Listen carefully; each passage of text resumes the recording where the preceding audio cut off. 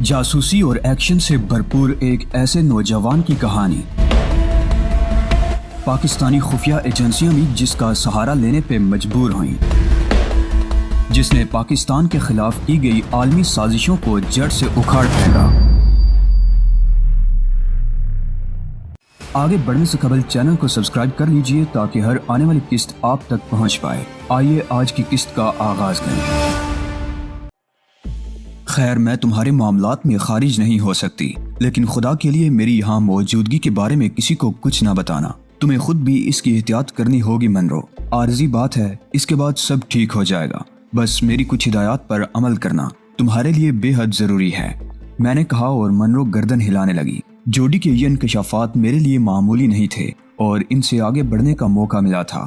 بیچاری منرو میرے لیے کوئی مشکل ثابت نہ ہوئی۔ وہ عجیب و غریب احساسات کا شکار تھی۔ کبھی اس کے چہرے پر خوف کی پرچھائیاں نظر آتی اور کبھی میری دلجوئی سے وہ مطمئن ہو جاتی، لیکن بہت ہی تعاون کرنے والی لڑکی تھی اور اس نے مجھے کسی شکایت کا موقع نہیں دیا تھا۔ لیکن اب میرا ذہن اس کی بجائے ٹورنٹوائے میں الجھا ہوا تھا اور اس کے لیے کام شروع کر دینا بے حد ضروری تھا۔ منرو کو ہدایات دینے کے بعد میں نے اپنے لیے ایک لائحہ عمل منتخب کیا اور اس کے تحت ہوٹل سے باہر نکل آیا۔ ٹورنٹوائے کو تلاش کرنا کوئی مشکل کام نہیں ثابت ہوا تھا۔ جوڈی نے مجھے اس کے ہیڈ آفس کے بارے میں تفصیلات فراہم کر دی تھی۔ یہ ہیڈ آفس ایک 14 منزلہ عمارت کی تیسری منزل پر واقع تھا۔ یہاں پہنچ کر میں نے یہاں کے معاملات کا جائزہ لیا اور اپنے لیے ایک لائحہ عمل منتخب کرنے لگا کہ کس طرح ٹورنٹوائے کے ہیڈ آفس کے دفتر کی تلاشی لے سکتا ہوں۔ بہرطور کافی وقت صرف کیا تھا میں نے۔ خود ٹورنٹوائے کے دفتر میں داخل ہونے کے لیے بڑی دیر تک اسی چکر میں بھٹکتا رہا تھا اور یہ اندازہ لگا رہا تھا کہ میرے لیے کون سی جگہ مناسب ہو سکتی ہے۔ یہ میری خوش قسمتی تھی کہ میں نے اپنی باریک بینی سے ایسی جگہ کا جائزہ لے لیا اور اپنے لیے سارے انتظامات مکمل کر لیے۔ ٹورنٹوائے کی عمارت جس علاقے میں واقع تھی وہاں تمام کے تمام دفاتر ہی تھے جو 5 بجے بند ہو جایا کرتے تھے اور اس کے بعد یہاں مکمل خاموشی اور سناٹے کا راج رہتا تھا۔ بہرطور آج میں اس کام کی تکمیل کرنا چاہتا تھا۔ 5 بجے عمارتوں کے دروازوں نے انسانوں کو اگلنا شروع کر دیا۔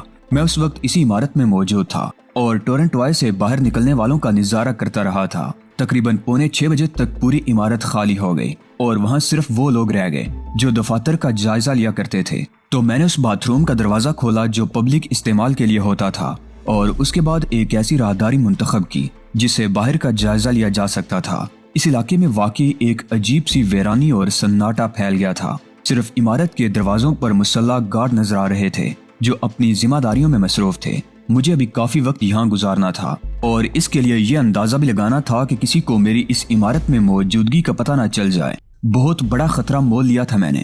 ہو سکتا ہے یہاں پوری رات ہی گزارنی پڑ جائے اور باہر نکلنے کا راستہ نہ ملے، لیکن یہ اندازہ تو بعد میں ہی ہو سکتا تھا، پہلے اپنے کام کی تکمیل ہو جائے۔ عمارت میں ایسا کوئی قابل ذکر واقعہ پیش نہ آیا جو میرے لیے پریشان کن ہوتا۔ البتہ میں نے ہیڈ آفس میں داخلے کے لیے تمام انتظامات کر لیے تھے۔ ایک ایسی بڑی کھڑکی کا شیشہ اپنی جگہ سے نکالنا تھا جس کی دوسری طرف سلاخیں موجود نہیں تھی اور پھر اسے اندر داخل ہونا میرے لیے مشکل کام نہ ہوتا۔ فینسی چیزوں میں بعض اوقات یہی کمزوری پائی جاتی ہے۔ اس شیشے کو اپنی جگہ سے ہلانے کے لیے میں نے اپنے مضبوط ہاتھوں کا سہارا لیا تھا اور شیشے کو اس کی جگہ سے جنبش دینے میں کامیاب ہو گیا تھا۔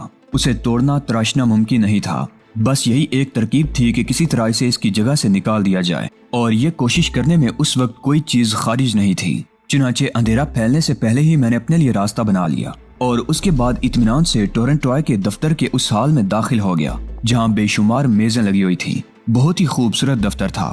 جگہ جگہ حسین ترین کھلونے نظر آ رہے تھے۔ ان میں بعض کھلونے قدادم بھی تھے، بعض چھوٹے تھے، خوبصورت اور الیکٹرک وغیرہ سے چلنے والے تھے۔ میں نے سب سے پہلے اپنے لیے ایک ایسی جگہ منتخب کی جہاں اگر پوشیدہ ہونے کی ضرورت پیش آئے تو فوری فیصلہ کیا جا سکے۔ یہ جگہ ایک بڑا سا ستون تھی جو کھوکھلا تھا اور اس کے سامنے کے حصے میں انسانی شکل بنی ہوئی تھی۔ یہ بھی اس دفتر کے ڈیکوریشن کا ایک حصہ تھا۔ اس کے بعد میں نے گھوم پھر کر اس دفتر کا وہ سب سے خوبصورت کمرہ تلاش کیا جسے جنرل مینیجر کا کمرہ کہا جا سکتا تھا۔ پورا کا پورا کمرہ شیشے کے دروازوں پر مشتمل تھا اور اندر حسین ترین ڈیکوریشن نظر آ رہی تھی۔ ایک وسیع و عریض میز جس کی لمبائی چوڑائی بے پناہ تھی اور جس پر کھلونوں کے انبار لگے ہوئے تھے۔ یقینی طور پر یہی مسز میلسینا کا دفتر ہو سکتا تھا۔ میں بہت دیر تک سوچ میں ڈوبا رہا۔ اندھیرا پھیل چکا تھا اور اب چاروں طرف گہرا سناٹا اترتا آ رہا تھا۔ वैसे भी सैंडी पार्क का मौसम सूरज डूबने के बाद ही रात का मंजर पेश कर देता था और उस वक्त गालिबन 8 साढ़े 8 ही बजे थे, लेकिन गहरी रात फजा पर मुसल्लत हो गई थी। पुररौनक इलाकों में शायद ऐसा एहसास न होता हो, लेकिन दफ्तर के इस इलाके में यह सब कुछ महसूस हो रहा था। बिल आखिर मैंने अपने काम के दूसरे हिस्से की तकमील का आगाज कर दिया और मिसेज मेल्सिना के शीशे के दफ्तर का दरवाजा खोलकर अंदर दाखिल हो गया। बहुत ही कीमती कैबिनेट सजे हुए थे और वसी और इस मेज के पीछे एक शानदार कुर्सी पड़ी हुई थी। मैंने गहरी निगाहों से चारों तरफ का जायजा लिया और फिर रोशनी कर दी। इस रोशनी में शीशे का ये कमरा मुनव्वर हो गया था और सब कुछ साफ नजर आ रहा था। सबसे पहले मैंने कैबिनेटों का जायजा लेना शुरू कर दिया और इनमें रखी हुई फाइलों को तलाश करने लगा। बहुत देर तक मैं इन फाइलों में सर खपाता रहा, लेकिन ये सारे के सारे कारोबारी फाइल थे। इसके बाद मिसेज मेल्सिना की मेजों की दराजें थीं, जिनके लॉक खोलने में मुझे कोई दिक्कत पेश न आई और अब मैंने उन दरवाजों की तलाशी लेना शुरू कर दी थी। लेकिन न जाने कितनी देर इस काम में गुजर गई, मुझे एक भी काम की चीज ना मिली और मैं मायूसी से गर्दन हिलाने लगा। मैं उन कागजात को देखने के लिए मेज के पीछे पड़ी हुई कुर्सी के करीब ही जमीन पर बैठ गया था, ताकि नीचे तक की दराजें देखने में मुझे कोई दिक्कत ना हो। और तकदीर ने ही शायद मेरी रहनुमाई की थी, क्योंकि नीचे बैठने की वजह से मेरी निगाह मेज की सतह के नीचे उस अजीबो गरीब चीज पर पड़ी, जिसकी यहाँ मौजूदगी बज़ाहिर बेमानी हो सकती थी। ये एक अजीबो गरीब मशीन सी थी। मैं चौंक कर उसे देखने लगा। फिर मैंने तमाम कागजात मेजों में रखे और उसके बाद कुर्सी को थोड़ा सा पीछे खिसका कर मेज के नीचे लेट गया और उस मशीन का जायजा लेने लगा। मुझे एहसास हुआ कि वो कोई खास किस्म की मशीन है, लेकिन एक साफ शफाफ शीशे से मुझे एक केस भी नजर आ रहा था जो उसमें लगा हुआ था। गोया अगर मशीन भी है तो इसके साथ टेप रिकॉर्डर भी। मैं बारीक बीनी से तेज रोशनी में उस टेप रिकॉर्डर का जायजा लेता रहा और फिर मैंने उसको ऑपरेट करने का तरीका दरियाफ्त कर लिया। मैंने उस केस को रिवाइंड किया और उसके बाद उसे सुनने लगा। आप शायद इसे कोई गैर हकीकी बात समझें, लेकिन हकीकत यही है कि इंसान हर हालत में इंसान ही होता है और अगर वो गलतियां ना करे तो शायद उसके जराइम की तय को पहुंचने वाला रूए जमीन पर कोई भी ना मिले। केस रिवाइंड करने के बाद मैंने सुनना शुरू कर दिया और इससे एक आवाज उभरने लगी। वायर X003 मिसेज मेल्सिना, आपको इतला दी जाती है कि इस महीने की 13 तारीख को एक फ्लाइट नंबर 808 से टेक्नीशियन आपके पास पहुंच रहा है। वो हल्के नीले रंग का लिबास पहना होगा और उसके सर पर गहरी नीली फ्लैट होगी। स्मार्ट और खूबसूरत सा आदमी है। उसके पास एक सुर्ख रंग का ब्रीफकेस होगा और इस ब्रीफकेस में आपकी तलब करदा शय मौजूद है। मिसेज मेल्सिना को इतला दी जाती है कि उन्हें सुर्ख रंग की एक कार में एयरपोर्ट पर मौजूद होना होगा, जिसकी छत गहरी स्याह होनी चाहिए। हमारा ये एजेंट मतलूबा चीज लेकर एयरपोर्ट से बाहर आएगा और इस कार के पास पहुंच जाएगा। अगर वो कार आप ही की हो मिसेज मेल्सिना, तो आप दोनों हाथ बुलंद करके उन्हें दोबारा लहराएंगी। इससे एजेंट को ये पता चल जाएगा कि यही उसकी मतलूबा कार है और उसके बाद वो आपकी गाड़ी में बैठ जाएगा। यही टेक्नीशियन आपको बकिया कामों से भी आगाह कर देगा, लेकिन ब्रीफकेस में जो कुछ भी होगा उसको निकालने के लिए आपको कुछ इंतजामात करना पड़ेंगे। मसलन एयरपोर्ट के इमिग्रेशन डिपार्टमेंट में कोई बहुत बड़ा हंगामा हो जाना चाहिए, दस्ती बम वगैरह फेंके जाएं ताकि भगदड़ मच जाए और इसको ब्रीफकेस लेकर निकल जाने का मौका मिल जाए। ये इंतजामात आपको करना होंगे। ये इत्तला आपको हेडक्वार्टर से दी जा रही है। बस टेप रिकॉर्डर से होने वाली गुफ्तगू मेरे लिए जिस कदर पुरस्रार और खौफनाक थी, इसका अंदाजा लगाया जा सकता है। ये तो गोया गैब से मेरी रहनुमाई हुई थी। प्रोग्राम मिसेज मेल्सिना को ही दिया गया था और गालिबन ये किसी तवील फासले के ट्रांसमीटर के जरिए यहाँ ट्रांसमिट किया गया था। मैं इस अजीबो गरीब मशीन को हैरत से देखता रहा और फिर मैंने अपनी कंप्यूटर वॉच पर पूरी तफसील रिकॉर्ड कर ली और उसके बाद टेप रिकॉर्डर को बंद कर दिया। केस्ट को उसी तरह कर दिया जिस तरह वो मौजूद था। हालांकि अगर मैं चाहता तो ये केस्ट निकाल कर अपनी तहवील में ले सकता था, लेकिन इस तरह मिसेज मेल्सिना को पता चल जाता कि कोई यहाँ तक पहुँच चुका है। मेरे लिए बस यही गुफ्तगू ही काफी थी। 13 तारीख को नीले लिबास में मलबूस शख्स वाह हो सकता है। ये इसी सिलसिले का एक हिस्सा हो। भरतौर काम करने के लिए मुझे एक रास्ता मिल गया था और मेरे ख्याल में अब मेरा यहाँ रुकना मुनासिब नहीं था। चुनाचे मैं अपनी जगह से खड़ा हो गया, कुर्सी को उसकी जगह वापस किया और आगे बढ़कर रोशनी बुझा दी। लेकिन मेरी इब्तदाई एहतियात फौरन ही मेरे काम आई थी, क्योंकि मैंने वाज़ेह तौर पर कुछ आहटें सुनी थी। ये आहटें मुझे दाखिली दरवाजे पर महसूस हुई थी। चीते की तरह जस्ट लगाकर मैं शीशे के केबिन से बाहर निकल आया और पहले से तयशुदा जगह पोशीदा हो गया। इन आहटों की यहाँ मौजूदगी इस बात का इजहार करती थी कि किसी को मेरी यहाँ आमद का इल्म हो गया है, या फिर ये भी हो सकता था कि कोई इत्तफाकिया तौर पर ही इस तरफ निकल आया हो। लेकिन मैंने सुतून की आंखों से बाहर झांका और दिल ही दिल में मसरूर होने लगा कि मेरी एहतियाती तदाबीर बिलाशुबा मेरे काम आ रही है। میں نے ایک مدھم سے سائے کو دیکھا تھا جو چوروں کے سے انداز میں آگے بڑھ رہا تھا اور ایک دو بار میزوں سے ٹکرایا بھی تھا۔ ایک لمحے میں مجھے یہ احساس ہو گیا کہ آنے والا یہ شخص بھی اس ماحول سے مانوس نہیں ہے، بلکہ شاید وہ بھی میری طرح یہاں اجنبی ہے۔ لیکن یہ کون ہو سکتا ہے؟ میں نے تاریکی میں مانوس ہو کر اس شخص کے حلیے کو بغور دیکھنا شروع کر دیا۔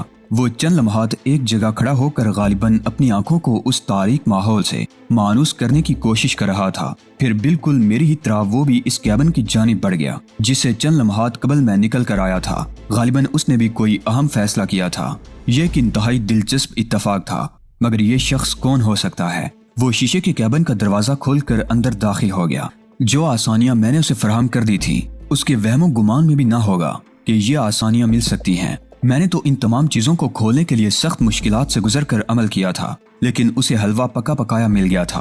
اور پھر ایک بار اور شیشے کے اس کیبن میں تیز روشنی ہو گئی اور میں اپنی جگہ سے اندر کے ماحول کا جائزہ لینے لگا۔ وہ ایک خوبصورت سوٹ میں ملبوس غالباً کسی یورپین نسل کا نوجوان آدمی تھا جو بہترین جسامت کا مالک معلوم ہوتا تھا۔ شیشے کے کیبن میں وہ چند لمحات کھڑے ہو کر ادھر ادھر کا جائزہ لیتا رہا اور پھر ان کیبنوں کی جانب بڑھ گیا جن کی تلاشی میں لے چکا تھا۔ میں دلچسپ نگاہوں سے اسے دیکھتا رہا۔ وہ سارے عمل وہی کر رہا تھا جن سے میں گزر چکا تھا، لیکن ایک عمل ان میں ذرا منفرد رہا۔ وہ یہ کہ میں نے ایک بار پھر دروازے پر آہٹیں سنی تھیں، اور اس بار جو لوگ اندر داخل ہوئے وہ کیبن سے چھننے والی روشنی کی زد میں تھے۔ ان کی تعداد 9-10 کے قریب تھی، اور سب سے آگے ایک دراز قامت عورت نظر آ رہی تھی جو خاص قسم کے لباس میں ملبوس تھی۔ میرا دل دک سے رہ گیا۔ اس کا مقصد ہے کہ معاملات بہت زیادہ خطرناک ہو جائیں گے۔ اسی وقت میں نے کیبن میں تاریکی پھیلتے دیکھی اور پھر شیشے کا چھناکا ہوا۔ غالباً کسی سائلنسر لگے پستول سے گولی چلائی گئی تھی۔ اندر موجود شخص ہوشیار ہو گیا تھا اور اس نے اپنا ڈیفینس شروع کر دیا تھا، لیکن آنے والے بھی ہوشیار تھے۔ اگرچہ میرا اندازہ غلط نہیں تھا تو وہ دراز قامت عورت مسز میلسینا ہی تھی، مگر اس وقت ان لوگوں کی یہاں آمد اچانک پھر روشنی ہو گئی، مگر اس بار روشنی ہال میں ہوئی تھی۔ آنے والوں میں سے کسی نے ہال کے سوئچ دبا دیے تھے۔ اس روشنی نے کیبن کو بھی منور کر دیا۔ کیبن میں موجود شخص مسلسل سائلنسر لگے پستول سے گولیاں چلا رہا تھا۔ گو جوابی کوشش نہیں کی گئی تھی۔ البتہ چند لمحات کے بعد میں نے کیبن میں سفید رنگ کے دھوئیں کا ایک مرغولہ بلند ہوتے ہوئے دیکھا۔ غالباً گیس بم پھینکا گیا تھا۔ نتیجہ خاطر خواہ نکلا۔ اندر موجود شخص بے ہوش ہو گیا تھا۔ اسے کیبن سے باہر نکال لایا گیا۔ اسی اثناء میں دراز قامت عورت چہرے پر گیس کا ماسک لگا کر کیبن میں چلی گئی تھی، اور میں نے اسے اس وسیع میز کے نیچے جھکتے ہوئے دیکھا تھا۔ غالباً اب اسے وہ کیس یاد آیا تھا اور یقیناً وہ غیر مطمئن نہ ہوئی ہوگی۔ باہر ان لوگوں کے درمیان ہونے والی گفتگو سے مجھے صورتحال معلوم ہو گئی۔ کسی الارم نے انہیں کہیں دور ہوشیار کیا تھا اور یہاں پہنچتے پہنچتے انہیں اتنی دیر ہو گئی تھی، مگر یہ ایک دکھ بھرا احساس تھا کہ وہ شخص میری جگہ پھنس گیا تھا۔ الارم نے میرے بارے میں اشارہ دیا ہوگا اور نشانہ وہ بن گیا۔ بہرحال ان خطرناک حالات میں میں بھی تو محفوظ نہ تھا۔ بے ہوش شخص کو کیبن سے نکال کر باہر لے آیا گیا اور وہ لوگ اس کا جائزہ لینے لگے۔ غالباً یہ یقین کر لیا گیا تھا کہ الارم نے جس کسی کی نشاندہی کی تھی وہ یہی تھا اور اس کے علاوہ اور کوئی یہاں موجود نہیں ہے۔ حالانکہ یہ ایک عجیب سی بات تھی۔ ان لوگوں کو اس بات کا خیال تو رکھنا چاہیے تھا کہ ممکن ہے اس شخص کے ساتھ کوئی اور بھی موجود ہو۔ میں نے اس بات پر غور کیا تھا، لیکن بعد میں ان کی گفتگو سے صورتحال واضح ہو گئی تھی۔ ان کے پاس جو الارم سسٹم تھا وہ غالباً افراد کی نشاندہی بھی کر دیتا تھا کہ کتنے ہیں، اور ان کے الارم سسٹم نے ایک شخص کی نشاندہی کی تھی۔ اس موضوع پر اس دراز قامت عورت نے اپنے ساتھی سے گفتگو کی تھی۔ پھر اس کے ساتھی نے اس سے کیسٹ کے بارے میں پوچھا تو عورت نے کہا کہ کیسٹ موجود ہے۔ اس طرح وہ لوگ اس صورتحال سے مطمئن ہو گئے تھے۔ ویسے یہ تمام صورتحال میرے حق میں جاتی تھی اور میں اپنی خوش قسمتی پر ناز کر رہا تھا۔ چھپنے کی جو جگہ مجھے دستیاب ہوئی تھی وہ بھی بلا شبہ بے مثال تھی، اور اس جگہ پر سب سے بڑی خوبی یہ تھی کہ جب بھی میں چاہتا یہاں سے بآسانی باہر نکل سکتا تھا اور ان لوگوں کو اندازہ نہ ہو پاتا۔ ویسے بہتر یہی تھا کہ ان لوگوں کے باہر جانے کے بعد ہی میں باہر نکلوں، بشرطے کہ ان کا وہ الارم کسی اور شخص کی موجودگی کا یہاں اعلان نہ کر دے۔ وہ سارے کے سارے اسی شخص پر متوجہ تھے اور اس کے بارے میں آپس میں گفتگو کر رہے تھے۔ ان کی گفتگو کی آواز میرے کانوں میں پہنچ رہی تھی۔ دراز قامت عورت کہنے لگی، یہ کون ہو سکتا ہے؟ کچھ نہیں کہا جا سکتا میڈم۔ ویسے آپ کا کیا خیال ہے؟ کیا ان 6 سائنسدانوں کے قتل کے بعد ہمارے بارے میں چھان بین نہیں ہو رہی ہوگی؟ کمال کی بات کرتے ہو۔ یہ کوئی کہنے کی بات ہے؟ یہ میرے علم میں ہے کہ بے شمار لوگ اس سلسلے میں کام کر رہے ہیں۔ کیا تمہیں روڈی نین یاد نہیں ہے؟ کیوں نہیں میڈم، کیوں نہیں؟ اس نے مرتے ہوئے یہی بتایا تھا کہ بہت سے ملکوں کے ایجنٹ اس سلسلے میں کام کر رہے ہیں اور کرنا بھی چاہیے تھا۔ لیکن اس کے باوجود اگر ہمیں کامیابی نصیب ہو جائے تو یہ سمجھ لو کہ ہم اپنی زندگی کا ایک بہت ہی بہترین کارنامہ سر انجام دیں گے۔ اس کے بارے میں کیا حکم ہے میڈم؟ اسے یہی سارا حساب کتاب کر لینا چاہیے۔ میں زیادہ درد سر مول لینا پسند نہیں کرتی، تم جانتے ہو، دراز قامت عورت نے کہا۔ وہ ان لوگوں کی سربراہ معلوم ہوتی تھی۔ ویسے مجھے جن لوگوں کے بارے میں بتایا گیا تھا، ہو سکتا ہے یہ عورت انہی میں سے ایک ہو، یعنی مس میلسینا یا مسز میلسینا، جو کچھ بھی ہو۔ میں نے ابھی تک اس عورت کا بھرپور جائزہ نہیں لیا تھا، اس کی مہلت ہی نہیں ملی تھی، کیونکہ مجھے بہر طور محتاط رہنا تھا۔ پھر ان میں سے ایک شخص بولا، پھر میڈم اس شخص کا کیا کیا جائے؟ تم یوں کرو کہ باہر کی سچویشن کو ذہن میں رکھو اور میں یہاں اندر کام کرتی ہوں، عورت نے کہا، اور وہ شخص گردن خم کر کے باہر چلا گیا۔ دراز قامت عورت بے ہوش شخص کی جانب متوجہ ہو گئی تھی۔ میں اس شخص کی صورت تو نہیں دیکھ پایا تھا، بس اس کا ہیولہ ہی میری نگاہوں میں تھا، اور اس کے ساتھ ساتھ میں ان لوگوں کی کارروائی کا بھی آہستہ آہستہ جائزہ لیتا جا رہا تھا۔ وہ لوگ غالباً اسے ہوش میں لانے کی کوشش کر رہے تھے، اور پھر مجھے ایک ہلکی سی کراہ سنائی دی۔ وہ شخص غالباً ہوش میں آ گیا تھا۔ دراز قامت عورت نے باقی لوگوں کو پیچھے ہٹ جانے کے لیے کہا، اور چند لمحات کے بعد میں نے اس شخص کو اچھل کر کھڑے ہوتے ہوئے دیکھا، لیکن اس دوران شاید اس کے لباس وغیرہ کی تلاشی لے کر پستول بھی حاصل کر لیا گیا تھا۔ جب تک وہ ہوش میں رہا تھا پستول سے مدافعت کرتا رہا تھا، اور سائلنسر لگے پستول سے اس نے بہت سی گولیاں بھی چلائی تھیں، لیکن اب وہ ان کے ہاتھوں میں بے بس تھا اور خوفزدہ نگاہوں سے ان لوگوں کی صورت دیکھ رہا تھا۔ دراز قامت عورت کے ہونٹوں پر ایک شفاف مسکراہٹ پھیلی ہوئی تھی۔ پھر اس نے دل آویز لہجے میں کہا، ہیلو، کیسے ہو مائی ڈیئر؟ میرا خیال ہے تمہارے ہوش و حواس درست ہو گئے ہوں گے۔ ان لوگوں کے درمیان پھنس جانے والا آدمی خوفزدہ نگاہوں سے ان سب کو دیکھ رہا تھا۔ اتنے لوگوں کی موجودگی میں کم از کم اسے یہ احساس ہو گیا ہوگا کہ اس کے لیے صورتحال بہت زیادہ خوفناک ہے۔ وہ خشک ہونٹوں پر زبان پھیر رہا تھا۔ عورت نے اس کے سینے پر انگلی رکھتے ہوئے کہا، تعارف نہیں کراؤ گے ڈارلنگ؟ کیا بکواس ہے۔ اوہو گڈ، یوں لگتا ہے جیسے تم اپنے گھر میں ہو اور انتہائی شریف آدمی ہو۔ جانتے ہو یہ کون سی جگہ ہے؟ میرا نام جیکسن ہے۔ خوب، بڑی خوشی ہوئی آپ سے مل کر مسٹر جیکسن۔ برائے کرم کیا آپ یہ بتانا پسند کریں گے کہ آپ یہاں کیوں داخل ہوئے تھے؟ میں کچھ نہیں جانتا، میں کچھ نہیں بتا سکتا۔ دیکھو ڈیئر، اب جب کہ تم ہمارے نرغے میں ہو تو تمہیں اپنی زبان کھول دینی چاہیے۔ کیا فائدہ اپنی ہڈیاں توڑوانے سے؟ رات کا وقت ہے، یہ جگہ بالکل محفوظ ہے اور یہاں سے کوئی آواز باہر نہیں جا سکتی۔ ہم چاہیں تو بآسانی تمہیں ہلاک کر سکتے ہیں۔ زندگی بچانے کی کوشش کرو۔ اگر تمہارے ذریعے ہمیں کچھ کارآمد معلومات حاصل ہو گئی تو یوں سمجھو کہ ہم تمہیں چھوڑ بھی سکتے ہیں۔ میں کچھ نہیں جانتا، تم اس بات کو ذہن نشین کر لو۔ کر لیا۔ سنا بھائی، یہ کچھ نہیں جانتا۔ میڈم، اگر یہ کچھ بھی نہیں جانتا تو اس کے زندہ رہنے کی کیا ضرورت ہے؟ تمہارا کہنا بھی درست ہے، دراز قامت عورت نے اپنے ساتھی کے مشورے پر اس سے کہا۔ وہ بہت زیادہ خوش مزاجی کا مظاہرہ کر رہی تھی اور میں دانت پیس کر اسے دیکھ رہا تھا۔ اس بے وقوف شخص کو اپنے ڈیفینس کے لیے کچھ کرنا چاہیے۔ نہ جانے کیوں میں خود ایسا کوئی اقدام نہیں کرنا چاہتا تھا جس سے میری عافیت بھی خطرے میں پڑ جائے۔ بلا شبہ مصیبت میں گرے ہوئے کسی شخص کی مدد کرنا انسانی فرض ہے، لیکن جب اپنی زندگی پر بن جائے تو یہ فرض نہیں نبھایا جا سکتا۔ ہو سکتا ہے جذباتی لوگ اس سلسلے میں جان کی بازی لگا دینے پر غور کرنے لگتے ہوں، لیکن میں ہمیشہ سے اتنا جذباتی نہیں تھا اور اس وقت تو اپنے آپ کو اور بھی زیادہ بے بس محسوس کر رہا تھا۔ میرا دوست میری مدد کرتے ہوئے اگر ہلاکت کی آغوش میں پہنچ جائے تو ظاہر ہے میں اس پر افسوس کرنے کے علاوہ اور کچھ نہیں کر سکتا تھا۔ عورت اسے چوہے بلی کا کھیل کھیلتی رہی۔ وہ شخص واقعی بری طرح نروس ہو گیا تھا۔